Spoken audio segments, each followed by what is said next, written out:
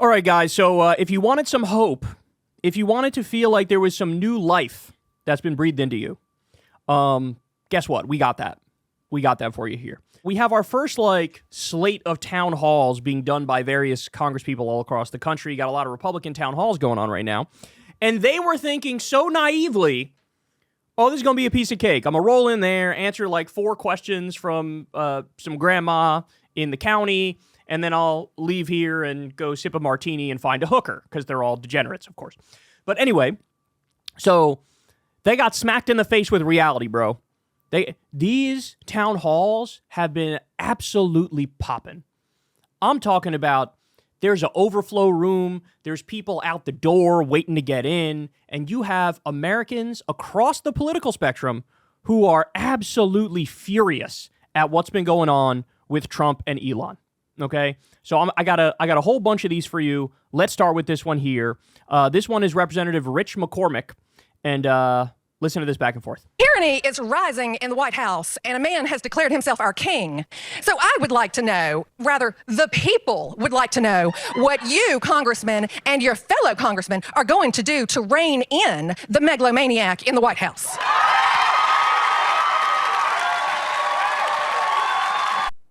By the way, this is the guy who was yearning to return to the days of child labor on CNN the other day. This is that guy. Standing ovation for a question about what the fuck are you going to do to fight back against this tyrant. Now look at that room, bro.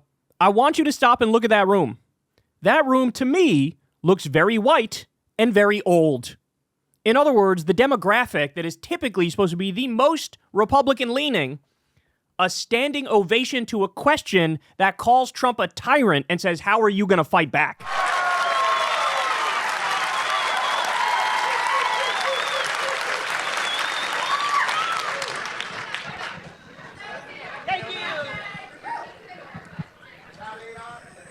I'm not going to give you my best foghorn leghorn response to that. But what I was, you can go ahead and sit down. Thank you. When you talk about tyranny, when you talk about presidential power, I remember having the same discussion with Republicans when Biden was elected. The funny thing is, this is the death. This administration is the death of the both sides fraud, of the false equivalence fraud, because everybody sees through it now. George Soros was not brought in by Joe Biden to illegally / cancer research for kids and flight safety officials and the entire Department of Education and the entire CFPB, the anti-scam police. That didn't happen. That didn't happen. That is happening now. So, both sides, bro. Are you talking to Republicans? Biden's Shut the fuck up. Did Joe Biden's White House ever tweet out a picture of him wearing a crown, calling himself a king? Did they ever do that? No, I don't think they did. The funny thing is, you're sitting here and a lot of you would probably say those January 6s who are yelling just as loud as you. Oh my God. Comparing a room full of concerned voters who are just exercising their democratic responsibility, comparing them to January 6ers. Why? Because they're both human beings? They have legs and arms and you guys have legs and arms. This is disgusting, bro. Have you guys looked in the mirror?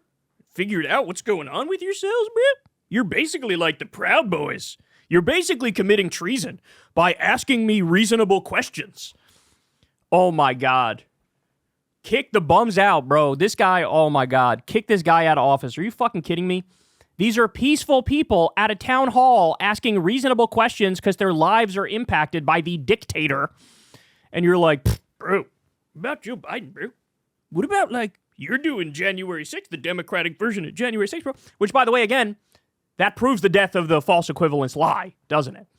If this is the Democratic January 6th, well, then the fucking Democrats are about 1 trillion times better, aren't they? Asking reasonable questions at a town hall? Oh, my God. We're just getting warmed up, y'all. We are just getting warmed up, so we got another one here. This one is Representative, I believe, Glenn Grothman, Republican from Wisconsin. Here we go. President Trump has issued a lot of executive orders. I think by and large this is moving very quickly compared to other administrations, and I think across the board. He's done some very good things. I think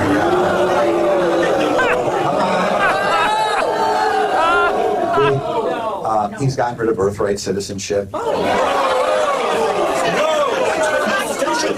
Illegal as hell. I think somebody at the end there said that's illegal as hell. Again, look at the crowd. Very old, very white. Usually the Republicans' key demographic. Here they are booing this asshole. Which, by the way, his example of a good thing is literally the most unconstitutional thing I've ever heard in my life. Birthright citizenship is directly in the Constitution. He's like, I love that he got rid of that thing that's in the Constitution. And in the next breath, this asshole is one of those people who would sing the praises of the Constitution. They don't love the Constitution. They love the idea of the Constitution that they make up in their own head. Their fake Constitution. I mean, this is unbelievable, right? Which, by the way, and go ahead, give me more examples. I'd love to hear more examples. Oh, he's done great things. Oh, has he?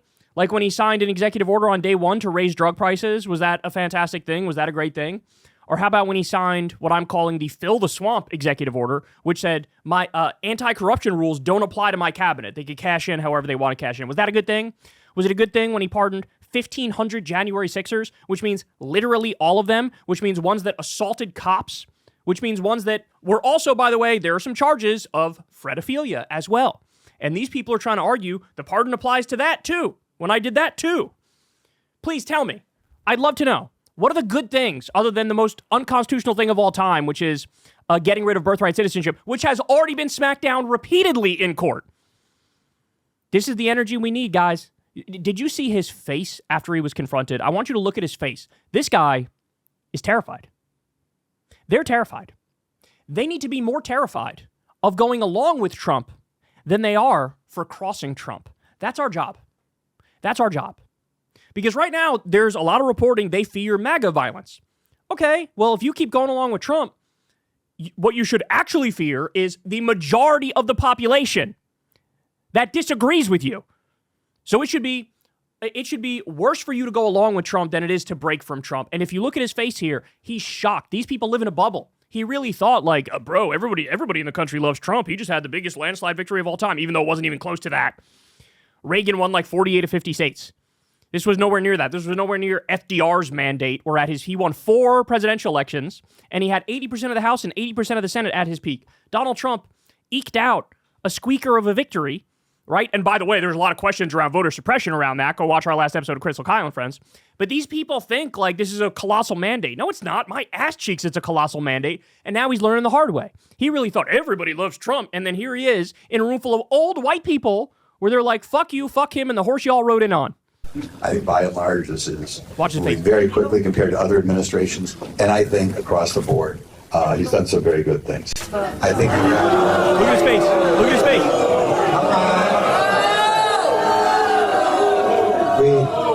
What we need to be engaged in, y'all, is information warfare. They've waged it on us for a really long time. We've been really lax in fighting back. It's time to wage information warfare. It's time to make it clear where the real power is, what the real opinions of the American people are, what we really think of Elon and Trump. And this is popping that bubble. You can see it in his face. He is stunned that he's getting booed for that. Okay, more. So here is a TikTok video. This guy voted for Trump, and already he's got some massive regrets. Here we go. It wasn't a legal firing. So he got fired. He lost his job after he voted for Trump. IRS worker. My performance was good. I was doing everything I was supposed to be doing. I was even one of those government employees that went every day of the week. I had to report every Monday through Friday, 7 to 3:30. That was my tour duty, and that's what I served. And here I am. I was a Trump supporter. When he talks about government waste and all that, yes, I'm behind it. I believe there is a lot of stuff in the government that needs fixing.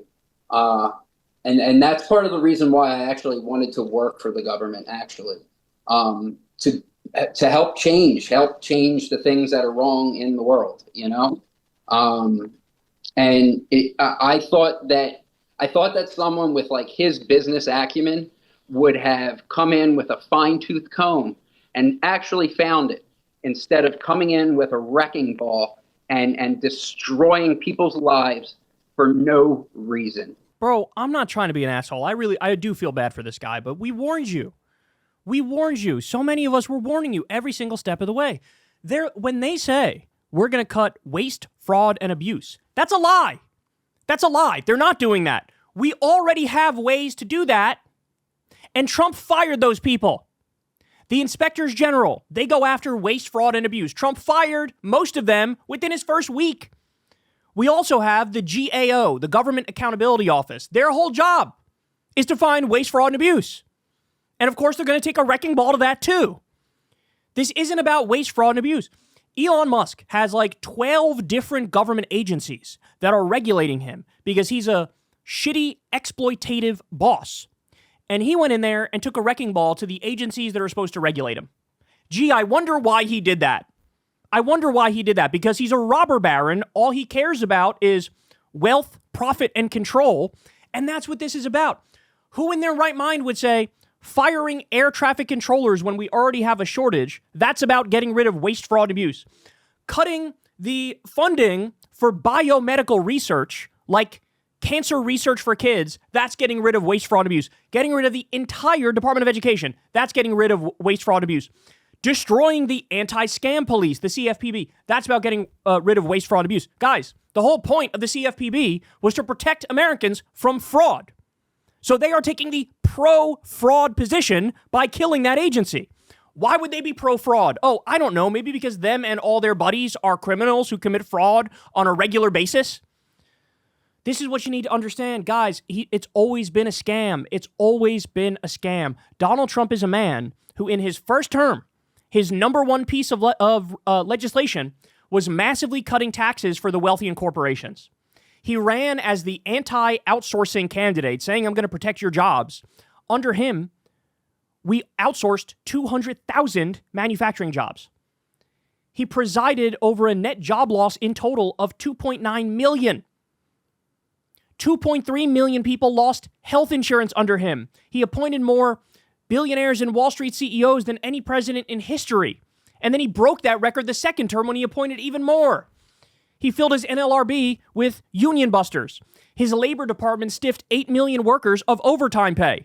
This is their ideology. They want an oligarchy. They want a kleptocracy. They want the robber barons to have all the control. They want more income and wealth inequality. Trump admits that half the time when he says, oh, we were our wealthiest in like the 1890s. He's talking about the robber baron era. He's talking about when we had child labor and tenement homes, and income and wealth inequality was absolutely colossal. You didn't have a pot to piss in if you were a regular person, but if you were one of the wealthy ones, you had 4 mansions. God damn it. It drives me crazy, bro. We warned you.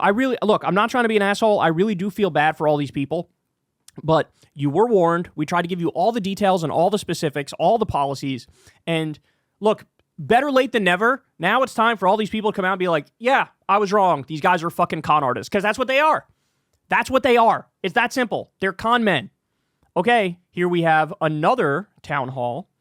This one, I believe, is like a phone town hall or something like that, like a virtual town hall. Here we go. This was a telephone town hall. Also last night, this was Republican Congresswoman Stephanie Bice of Oklahoma.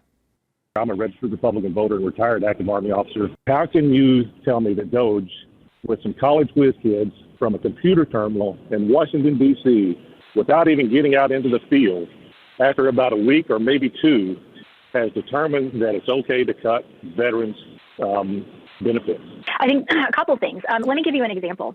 Did you know that the VA was in charge of payments for illegals for housing? Basically, the VA. No, I'd like for you to send me. Could you send me that reference so I could research that? Because no, I'm not aware of that. And I would tell you that that's a red herring, a false flag. If you're throwing that kind of political stuff up, trying to cut veterans' benefits, that's very alarming to me. Okay, this is an important moment, y'all. Plant a flag in this moment here.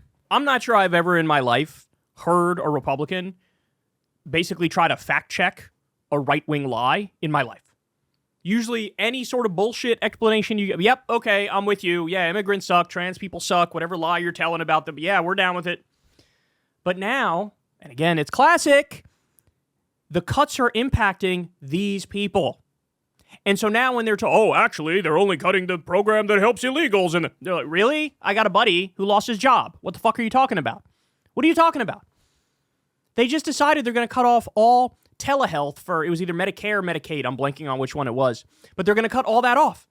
Well, some people need to use telehealth because they have a condition that they can't get to the fucking doctor. Somebody was saying my dad has this chronic dizzy condition where he has to do it by phone, his doctor's appointment. They're getting rid of it. They're getting rid of it.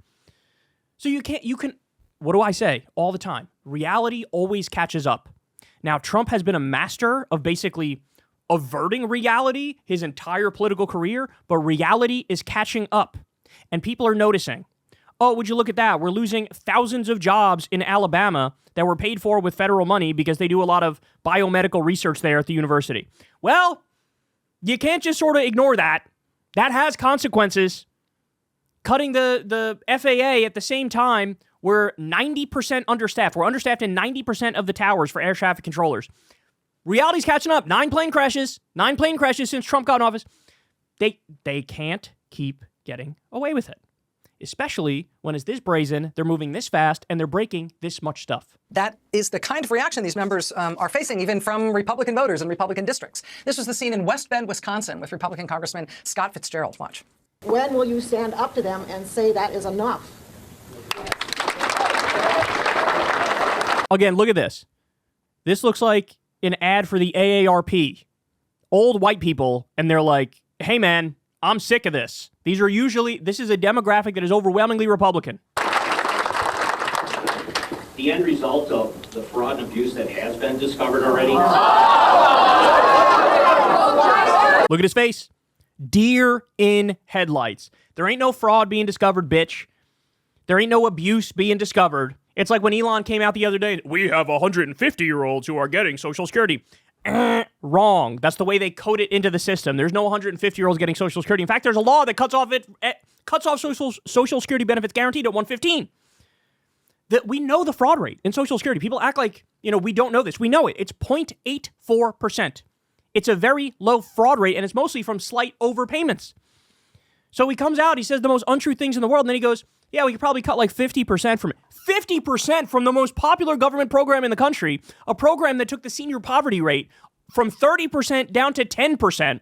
You're going to go in there with a hatchet and start swinging away at it? You must have lost your damn mind, bro. You must be in the deepest ketamine hole of all time. Look at this guy's face. Deer in headlights. Oh, waste, fraud, abuse. Oh, really? Waste, fraud, and abuse? Is that what it was when you cut child cancer research? Was that getting rid of waste? All right, so I also want to show you this. Oregon U.S. Representative Cliff Bentz tried to make it through his usual routine Wednesday, February 19th at his town hall in La Grande, whatever it is.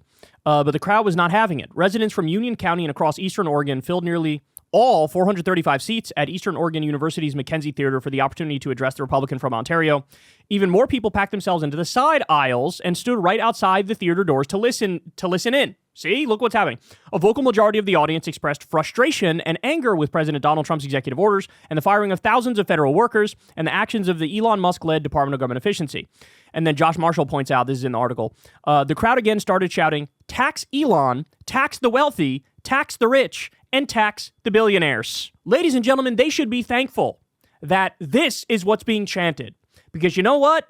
It ain't going to be too long in the future that the chant goes from this to deport Elon Musk, and then it's going to be arrest Elon Musk, and then eventually these people are going to be fed up and they're going to say it's time to make guillotines great again.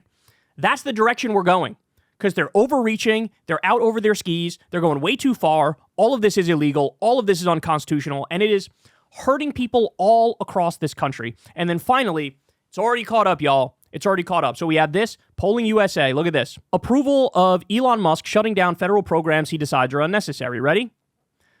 Disapprove 52%. The approval number is 26%. So the American people are looking at what Elon is doing, and only 26% of them are saying, yeah, we like this. God damn. One more. Look at this, bro. Look at this, bro. This is crazy. We just had the election was a little over a month ago, bro. Or, well, the election was over a month ago. Trump had gotten in office a month ago. But anyway, you know the deal. It was a few months back. Who would you rather see? Would you rather see the next Congress controlled by Democrats, 54%, Republicans, 41%, 13 points, 13-point difference. He's been in office a month. A month. I told you early on that I think when all's said and done, at some point in Trump's term, he's going to be looking at a George W. Bush approval rating or a Dick Cheney approval rating. Right? I think that's what's going to happen. Elon's already fucking there. Elon's recent polls, 34% support him. Never mind 26% supporting what DOGE is doing. It's going to happen, bro. You're going to look at, it'll be 35% for a while. It'll go as low as 30. He might be looking at the 20-some-odd percentile range. 20-something% is on the way. This is completely and utterly untenable, and it's already caught up with them. And again, it's only been a month. This is a record downfall, and it's only going to get worse. Hey, y'all, do me a favor and like and subscribe. It helps out big time in the algorithm. Click the bell as well for notifications when videos drop, and watch that video on screen right now. You know you want to.